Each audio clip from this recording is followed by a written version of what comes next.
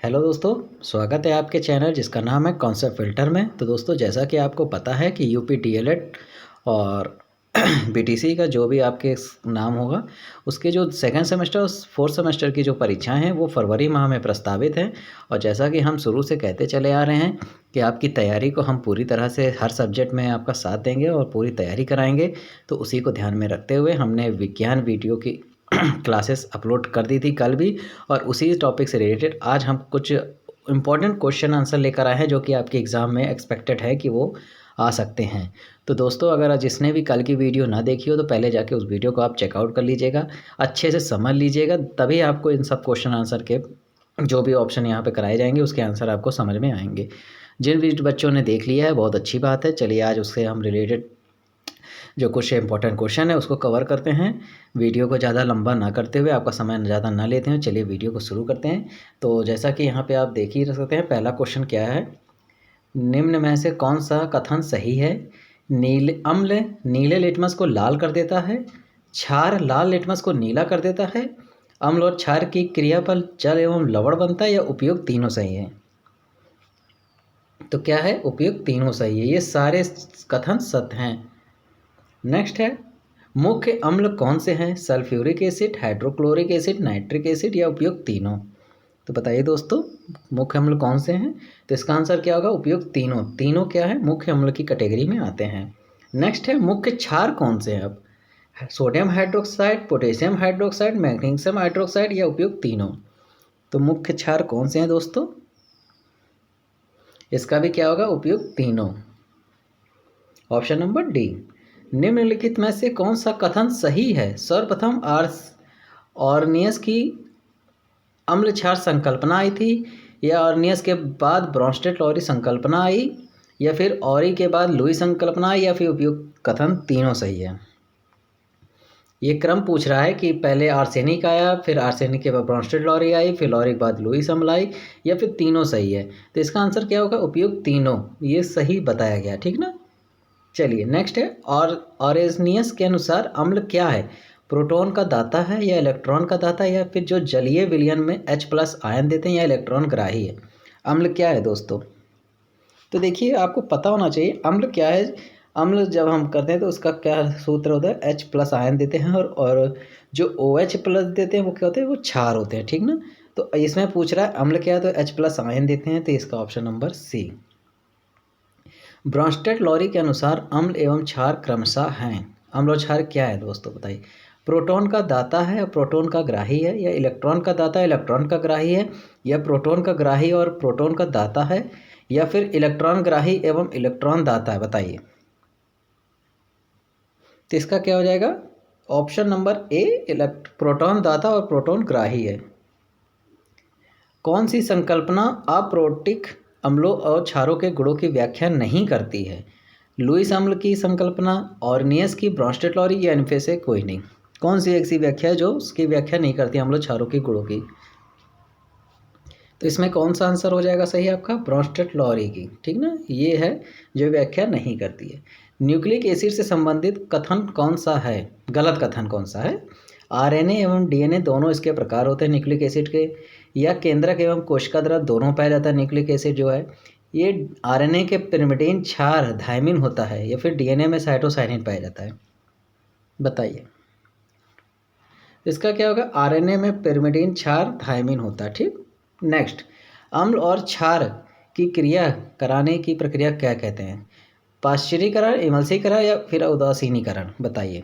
आपको देखिए, अगर आपने कल की वीडियो नहीं देखी अम्ल क्षार लवण जो मैंने थ्योरी पढ़ाई है, तो आपको ये क्वेश्चन थोड़े से डिफिकल्ट लगेंगे। जिन बच्चों ने देख लिए उनको बहुत आसानी से पता होगा कि अम्ल और क्षार की जब आप क्रिया करते हैं, अम्ल और क्षार की क्रिया करते हैं तो क्या बनता है, वो बनता है लवण बनता है। और जो कि लवण क्या होता है, उदासीन होता है। तो ये क्रिया क्या कहलाती है, उदासीनीकरण कहलाती है, ठीक ना। अम्लीय वर्षा का प्रमुख कारण है सल्फर डाइऑक्साइड, नाइट्रस ऑक्साइड, या फिर उपयुक्त दोनों, बताइए। अम्ल वर्षा आपने पढ़ा भी होगा, सुना भी होगा बहुत बार, ठीक ना। टीचिंग एग्जाम में अक्सर यूपी टेट और सीटेट में अक्सर एक नंबर का क्वेश्चन अम्ल वर्षा से आपका पूछा जाता है, साइंस में भी और आपके EVS कंटेंट में भी। तो आपको इसको पता होना चाहिए। यहीं पर आपका एक नंबर आज कंफर्म हो गया है। जो कि है आंसर नंबर सी, उपयुक्त दोनों। ठीक ना, सल्फर डाइऑक्साइड और नाइट्रस ऑक्साइड दोनों अम्लीय वर्षा का प्रमुख कारण है। हमारे पाचन तंत्र में कौन सा अम्ल सहायक है? HCl, NaCl, NaOH, NaO4, H2SO4। बताइए, पाचन तंत्र में क्या पाया जाता है? HCl पाया जाता है। ठीक ना, आपको पता ही होगा, जिसने कल की वीडियो देखी होगी उसके लिए तो क्वेश्चन एकदम हलवा लग रहा होगा। निम्नलिखित में से कौन सा खनिज अम्ल नहीं है? Sulphuric acid, hydrochloric acid, formic acid या फिर नाइट्रिक एसिड? कौन सा खनिज अम्ल नहीं है? तो क्या होगा इसका? Formic acid. ठीक ना, ये अम्ल की कैटेगरी में नहीं आता है क्योंकि ये खनिज। मिल्क ऑफ मैग्नीशियम, बहुत इंपॉर्टेंट क्वेश्चन है दोस्तों, जो कि आपके यूपी टेट सी टेट में 1 नंबर का क्वेश्चन, ये भी आप कंफर्म कर लीजिए। आपके साइंस में जो बच्चे साइंस से देंगे पेपर, उनको 1 नंबर का क्वेश्चन यहीं पे आज कंफर्म हो जा रहा है। दुर्बल क्षार है, प्रबल क्षार है, प्रबल अम्ल है या फिर दुर्बल अम्ल है? तो क्या है ये? दुर्बल क्षार है, मिल्क ऑफ मैग्नीशिया। शरीर में एसिडिटी को कम करने के लिए उपयोग में लाया जाता है प्रबल क्षार, प्रबल अम्ल, दुर्बल क्षार, दुर्बल अम्ल। बताइए क्या लाया जाता है दोस्तों? दुर्बल क्षार लाया जाता है। ठीक ना, अम्लराज से संबंधित कथन कौन सा गलत है? अम्लराज भी आपके यूपी टेट सी टेट की एग्ज़ाम में 1 नंबर का देखने को मिल जाता है। इसका नाम एक्वेरेजिया है। इसमें 1 भाग HNO3 व 3 भाग HCl का होता है। इसे अम्लों का राजा कहा जाता है। इसका उपयोग अधातुओं के लिए होता है। बताइए दोस्तों, तो इसका क्या है? ये अधातुओं के लिए नहीं, धातुओं के लिए होता है। बाकी इसका तीनों जो ऑप्शन है वो इसी से संबंधित है। नेक्स्ट है, अपमार्जक से संबंधित कौन सा कथन गलत है? सॉरी, कौन सा कथन सही है? ये साबुन की तरह क्रिया करते हैं जो अपमार्जक होते हैं। ये कठोर का जल में भी कार्य करते हैं। ये मृदु जल में कार्य करते हैं। ये उपयुक्त तीनों सही है। बताइए, तो क्या होगा? उपयुक्त तीनों सही है, कठोर अपमार्जक। नेक्स्ट है, क्षार से संबंधित कथन गलत कौन सा है? सोडियम हाइड्रोक्साइड को कास्टिक सोडा बोलते हैं, कैल्शियम हाइड्रोक्साइड को बिना बुझा हुआ चूना बोलते हैं, या फिर मैग्नीशियम हाइड्रोक्साइड को मिल्क ऑफ मैग्नीशिया कहते हैं, या फिर इनमें से कोई भी कथन गलत नहीं है, सब सही है। बताइए दोस्तों, क्षार से संबंधित कौन सा है? तो क्या होगा? इनमें से कोई भी कथन गलत नहीं, क्योंकि ये जो भी दिया है ऑप्शन वो तीनों के तीनों सही है। आप इसको लिख लीजिएगा, कास्टिक सोडा, बिना बोझा सोना और मिल्क ऑफ मैग्नीशिया का जो रासायनिक नाम है ये है और व्यापारिक नाम ये है। ठीक ना, कभी कभी डायरेक्ट पूछ लेता है मिल्क ऑफ मैग्नीशिया का रासायनिक नाम क्या था, तो बोलेंगे मैग्नीशियम हाइड्रोक्साइड। निम्न है कौन सा अम्ल पेट के जीवाणुओं का नाश करता है? NaCl, HCl, HNO3 या फिर उपयुक्त तीनों? बताइए, अभी हमने ऊपर पढ़ा कि पेट में कौन सा अम्ल पाया जाता है? HCl। तो भाई यही तो नाश करेगा ना जीवाणुओं का, क्योंकि यही पेट में पाया जाता है। एमिनो एसिड से किसका निर्माण होता है? एमिनो एसिड से किसका निर्माण? प्रोटीन, वसा, ग्लूकोज या फिर इनमें से कोई नहीं? बताइए दोस्तों, तो एमिनो एसिड से किसका निर्माण होता है? प्रोटीन का निर्माण होता है। ठीक ना, याद रखिएगा। हमारे शरीर में एसिडिटी का प्रमुख कारण क्या है? जो गैस बन जाती है ना अक्सर, HCl की कमी का होना, HCl की अधिकता होना, HCl का बिल्कुल ना होना, फिर इनमें से कोई नहीं। देखिए भाई, जब एसिडिटी बन रही है तो कुछ चीज़ जब ज़्यादा होती है, ओवरडोज हो जाती तभी तो होता है। तो क्या होगा? HCl की अधिकता से ही एसिडिटी बनती है। बेंजोइक अम्ल का प्रयोग किसमें किया जाता है? बेंजोइक अम्ल का प्रयोग किसमें किया जाता है? फलों की वृद्धि के लिए, पेय पदार्थों को ठंडा रखने के लिए, खाद्य पदार्थों को खराब होने से बचाने के लिए, या फिर खट्टे फलों के लिए? बताइए, तो क्या होगा इसका आंसर? खाद्य पदार्थों को खराब से बचाने के लिए बेंजोइक एसिड का प्रयोग करते हैं। यह भी आपके यूपी टेट और सी टेट में 1 नंबर का पूछा जाता है। अक्सर ये क्वेश्चन आपके EVS सेक्शन में आपको देखने को मिलेगा। देखिए, आप यहाँ तैयारी कर रहे हैं यूपी DLED के 2nd सेमेस्टर की, और इसी के साथ आपके जो साइंस और EVS का पोर्शन है यूपी टेट और सी टेट का, उसको भी मैं यहीं पे कवर करा दे रहा हूँ। ठीक ना, तो आपका एक ही क्लास में आपके 2 होने वाले एग्ज़ाम कवर हो जा रहे हैं। इससे अच्छा चैनल आपको और कहीं नहीं मिलेगा।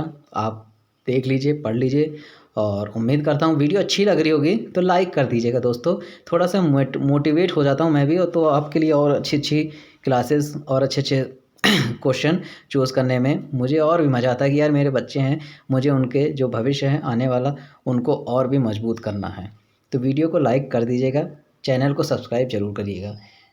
अगला क्वेश्चन है, निम्न में से कौन सा कथन गलत है? नमक का अम्ल HCl कहलाता है, गंधक H2SO4 है, सोरा HNO3 है, या पाचक अम्ल NaCl है? बताइए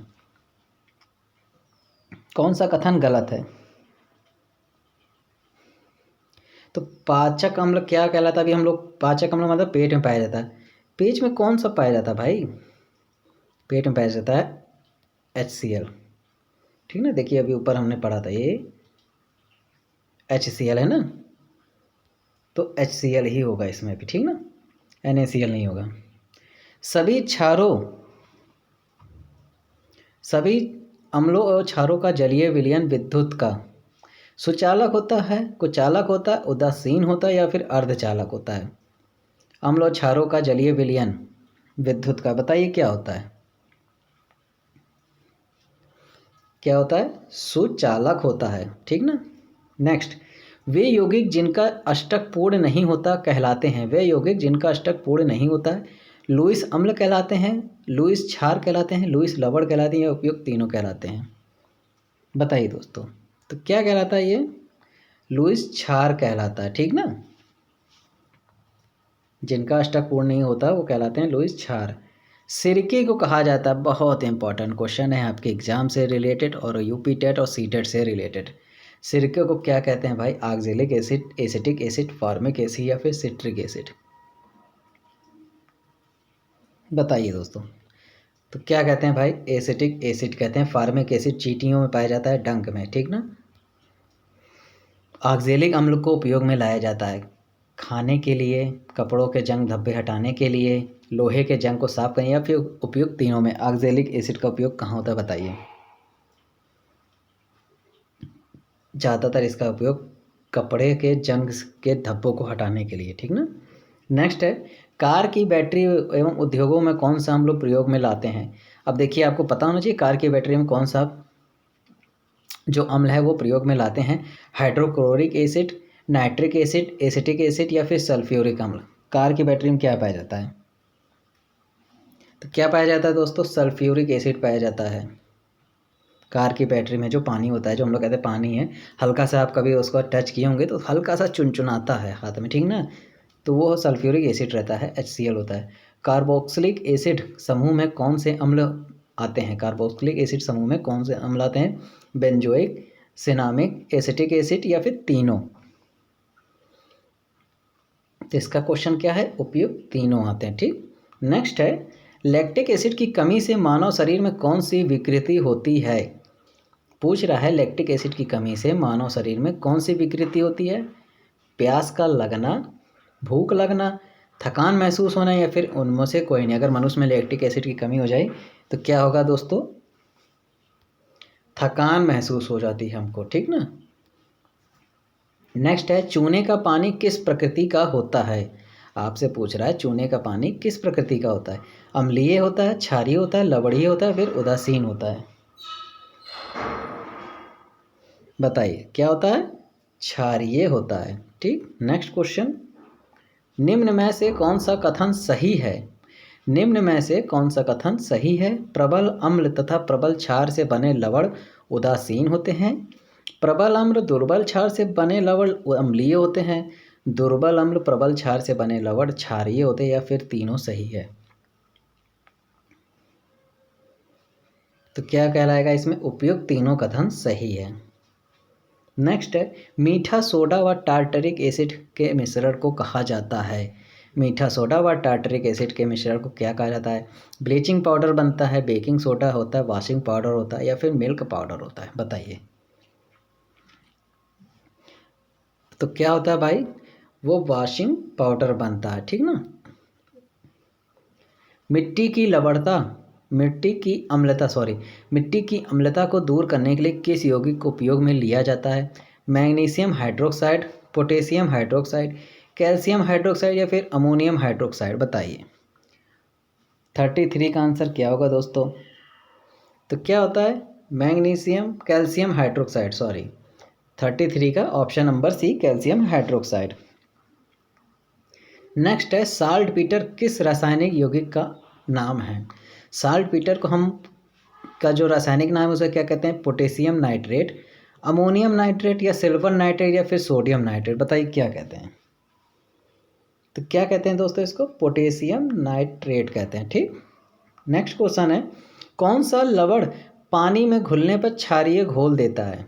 कौन सा लवण है जो पानी में घुलकर क्षारीय घोल देता है? तो आपके ऑप्शन है calcium hydroxide, sodium carbonate, calcium sulphate या फिर सोडियम हाइड्रोक्साइड, बताइए क्या होता है दोस्तों? तो आपका क्या होगा? कैल्शियम सोडियम कार्बोनेट क्षारीय घोल देता है जब पानी में इसको घोला जाता है। नेक्स्ट है लवण से संबंधित कौन सा कथन सही है? लवण क्रिस्टल के रूप में पाए जाते हैं, लवण का उच्च गलनांक व उच्च क्वथनांक होता है, अमोनियम क्लोराइड ऐसा लवण है जो जलीय जल घोल में अम्लीय हो जाता है। उपयुक्त तीनों कथन सही है। देखिए यहाँ पे आपकी क्लास समाप्त होती है, ये चैप्टर अम्ल और क्षार और लवण यहाँ पे समाप्त होता है और इससे एक भी क्वेश्चन ना तो बाहर जाएगा और ना ही अलग से पूछा जाएगा। तो मैं उम्मीद करता हूँ कि आपको सारे क्वेश्चन सारे टॉपिक समझ में आ गए होंगे। जिस भी बच्चे को अगर समझ में ना आया होगा तो पहले जाके जो पार्ट 1 है इसका, जिसके मैंने थ्योरी कराई है, जिसके बारे में मैंने समझाया है, पहले उसको समझ लेंगे, देन आप जाके इसके क्वेश्चन आंसर को सॉल्व करेंगे। ठीक। और अगर आपको इसकी PDF चाहिए होगी तो आप मुझे कमेंट कर दीजिएगा, मैं हर एक बच्चे को उस PDF को सेंड कर दूँगा। ठीक ना। तो इसका आंसर क्या है? उपयुक्त तीनों कथन सही हैं। ठीक। तो यहाँ पे आपके अम्ल क्षार लवण की क्लास समाप्त होती है। अब नेक्स्ट क्लास आपकी एक और आएगी साइंस से रिलेटेड, तो वीडियो पे बने रहिएगा, चैनल को सब्सक्राइब कर दीजिएगा। यहाँ पर आपको यूपी DLED और BTC जो भी आपका नाम से पुकारते होंगे उसकी जो भी सेकंड सेमेस्टर 4th सेमेस्टर की क्लासेस हैं, जो भी सब्जेक्ट आपके पढ़ाए जाते हैं, जितने भी हैं यहाँ पे कवर कराए जा रहे हैं और इंग्लिश भी कवर कराई जा रही है। तो उम्मीद करते हैं आप चैनल को पे जुड़े रहेंगे। तो इसी के साथ चलिए इस वीडियो को यहीं पे समाप्त करते हैं, मिलते हैं अगले वीडियो में। खुश रहिए, मस्त रहिए, तैयारी करते रहिए, मिल के तैयारी करेंगे, मिल के क्रैक करेंगे और मिल के टॉप करेंगे। ठीक दोस्तों, मिलते हैं नेक्स्ट वीडियो में, तब तक के लिए जय हिंद।